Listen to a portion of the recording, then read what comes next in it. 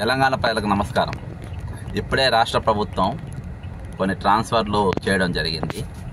అందులో గత 10 రోజుల క్రితం మల్లయ్య భట్ గారిని మరి బీసీ వెల్ఫేర్ డిపార్ట్మెంట్లో ఉన్నటువంటి వ్యక్తిని సర్వశిక్ష అభియాన్కు డైరెక్టర్గా చేయడం అనైతికం, ఆయనకు ఇంత కావాల్సిన ఎలిజిబిలిటీ లేదు అని చెప్పేసి మేము వీడియో చేయడం జరిగింది. అంతేకాకుండా పైన చీఫ్ సెక్రటరీకి, సీఎంకు మేము రిప్రజెంటేషన్ కంప్లైంట్ కూడా ఇవ్వడం జరిగింది.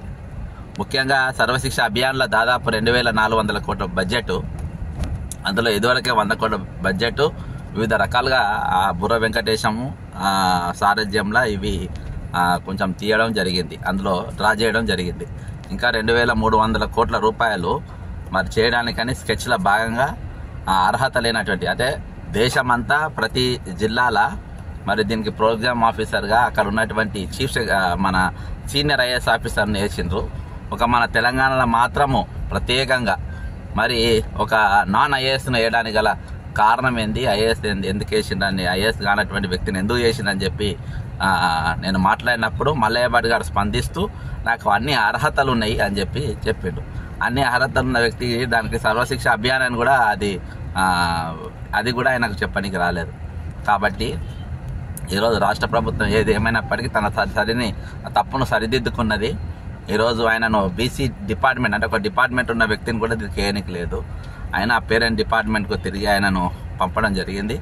ఏది ఏమైనప్పటికీ సర్వశిక్ష అభియాన్ వల్ల ఏవైతే వాళ్ళ భత్యాలు ఉన్నాయో మరి ఇప్పుడు వచ్చినటువంటి వ్యక్తి మీరు వెంటనే మరి కరోనా టైంలో ఇవ్వాల్సిన డబ్బులు వాళ్ళకి ఇవ్వాలి, వాళ్ళ జీతాలు. అంతేకాకుండా వాళ్ళ కన్నా ముఖ్యంగా బీసీ వెల్ఫేర్ పెద్ద సమస్య ఏంటంటే ఈరోజు ఒకటి గెస్ట్ ఫ్యాకల్టీకి కేవలం వాళ్ళకు రోజుకు 12 గంటల వరకు జీతం ఇస్తున్నారు. తర్వాత ఆఫ్టర్నూన్ తర్వాత చేసే 4 పీరియడ్లకు ఇస్తుంది. మిగతా పీరియడ్లు ఎటువంటి వాళ్ళకు పేమెంట్ ఇవ్వకుండా పని చేయించుకుంటున్నారు. అంతేకాకుండా హాలిడేస్లో ఇప్పుడు ఎండాకాలం వస్తే గెస్ట్ ఫ్యాకల్టీ అందరికీ జీతాలు వస్తాయి, కానీ గెస్ట్ ఫ్యాకల్టీకి టీచర్లకు వాళ్ళ జీతాలు రావు.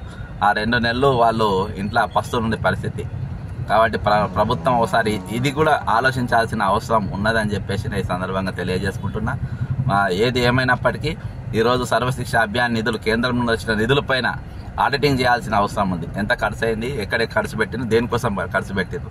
ఈరోజు అందులో దాని కింద నడుస్తున్నటువంటి స్కూళ్ళు ఏవైతే ఉన్నాయో ఆ స్కూళ్ళ విషయంలో కూడా ప్రభుత్వము కంప్లీట్గా ఒకసారి రివ్యూ చేస్తే మీకు తెలుస్తుంది, అవి స్కూల్ సందర్శిస్తే మీకు తెలుస్తుంది. కాబట్టి ఏమైనప్పటికీ ప్రభుత్వం స్పందించినందుకు కృతజ్ఞతలు తెలుపుకుని సెలవు తీసుకుంటున్నా. జై తెలంగాణ, అమరవీరులకు జోహార్.